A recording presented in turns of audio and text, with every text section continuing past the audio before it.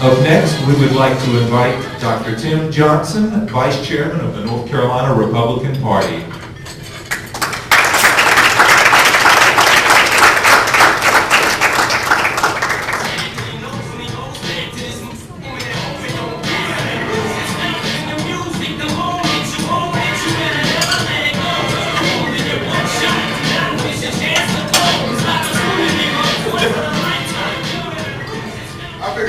YR luncheon so I can have a little fun. Is that okay? I'm sorry that I got here a little late. I was at another Marriott. So I now know that there are at least 2 or 3 of them here in the city. In downtown in particular. First of all, giving honor to God, I want to thank you all for being here today and also recognizing my wife who was running with me as we were trying to get here on time. So please give her a round of applause. She did something out of today, other than a good meal. I came in, and I think I came in the middle of what Dr. Fisher was talking about, but I want to kind of give you a perspective of what I have as it relates down to how we move forward now that the primary is over. Because we've got a lot of work ahead of us, and I don't think that any of us should take any of this work for granted. Dr. Fisher led or finished off talking about the coalitions. And that's where I want to come in, because our challenge this fall is something very simple. Republicans cannot win with just Republican voters. We have our judicial candidates here who are running a nonpartisan race, and they most definitely understand that they must get Democratic votes in order to win. But let me make it perfectly clear to all my Republican friends in here. You cannot win without getting some black votes, some Hispanic votes, Democratic votes, Libertarian votes, and God willing, all the Republican votes. And our challenge that we have this fall is that we really have to grasp what I just said. Because if you look at what happened just in the primaries alone, we've been doing a whole lot of advocacy, but we did a terrible job of selling the reason why people should get out and vote, because we had a very poor primary. Just on the Republican side, we had a poor primary outcome. And if we take that same energy into the fall, we are guaranteed to continue with the same leadership that many of you have been talking about, complaining about, blogging about, Facebook about, Twittering about, and whatever else, and we're going to be dealing with that for the next 2 years. That's a reality. And one of the things that I would tell you, because I spend probably too much of my time on Facebook, is we spend too much time talking about it on Facebook, and then not enough time acting upon it when it comes down to getting people to register to vote and getting them to the ballots. Now, ladies and gentlemen, if you look around this room, one of the major challenges that we have is that our party is not perceived to be diverse, and while I will stand up here and advocate that we are, we still do a poor job of reaching out to a multitude of groups of people. And it's not about Tom Fetzer doing it, it's not about Tim Johnson doing it, it's not about Ada Fisher doing it, it's not about Provost Lord doing it, or Kelly Spoke doing it. It's about each person in this room taking some responsibility. Many of you said that you have black friends and Hispanic friends, but my first question I'm going to ask you is, when's the last time you had them out for dinner? When is the last time that you actually took time to talk to them about politics and why you're so passionate about the Republican Party? When is the last time that you've asked them and challenged them about the many issues that are facing us right here in the state of North Carolina, from the budget to the education issue to even Wake County, what's going on with that school system that is constantly under attack under the auspice of racism? We've got to start having these conversations. I don't know about you, but I work extremely hard, not only in the state of North Carolina, but around the country, advocating on behalf of the Republican Party. And yet, more times than not, we're still going around that conversation talking about, I don't want to deal with the race conversation.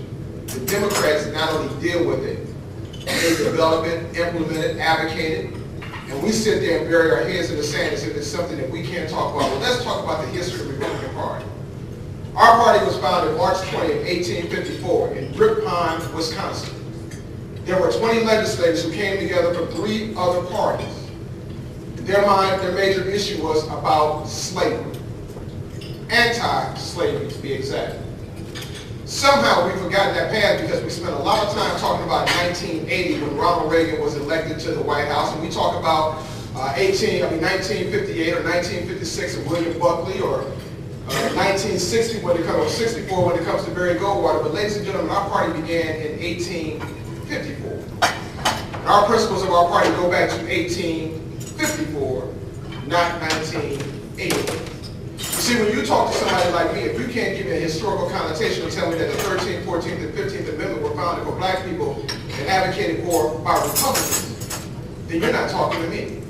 If you can't tell me about the women's suffrage and how it's the Republican Party, in particular gentlemen like Frederick Douglass, who spoke so passionate about making sure that women had the same rights as men to vote back in the 19th century, you're not talking to me. If you can't talk to me about Jackie Robinson, who was the first black man to integrate baseball and was very much so a Republican, you can't talk to me about Lift Every Voice, written by James Weldon Johnson, who wrote the poem that became a song for Abraham Lincoln's birthday, February 12, 1900. See, you're not talking to me. What you all have to understand is that if we want to make sure that our judicial candidates win, if we want to make sure that our legislators win so that we can make sure that the redistricting that takes place next year is done correctly, then we've got to change how we do business. Now this is your challenge. It's great to come to these kind of meetings and do a kumbaya session. It's great for us to fellowship and talk about how we don't like Obama, and that's all well and good, and how we're going to change the world. But I want to remind you once again of what just happened on primary day. If we did not come out in masses as we have been complaining about, we didn't come out in masses for our candidates for the primary, we didn't come out in masses and let the world know that the Republican Party, or those of us who are serious about changing the direction of this nation, are alive and well. We sat at home and we wanted to wait things out, and now I guess we're going to assume that we're going to get excited come November. Well, I will tell you right now, I don't know how much excitement you need. But when you're forced to have to buy health care, when you're looking at cap and trade, when you're looking at the number of people that are still unemployed, when you look at the direction of our nation, when you look at the poor turnout for Tennessee, the poor response, or piss poor response by our president when it comes down to Arizona and what they've done, you should be good and happy. And yet many of us will forget come November. And oh, by the way, we have early voting, and many of us forget about early voting because we want to keep talking about the last day of voting as if it's the first day of voting. I challenge each one of you to get beyond the paradigm, the old paradigm, because right now one of my frustrations is that we talk too much and do too little. And that if we're serious about winning this ball, we've got to stop spending our wisdom on beating up on each other. Start focusing our energy on the world.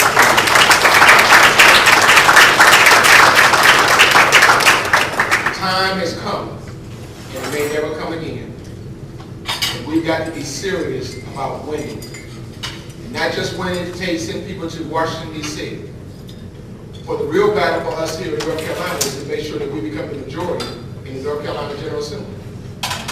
23 counties in the 1st Congressional District. 23 counties.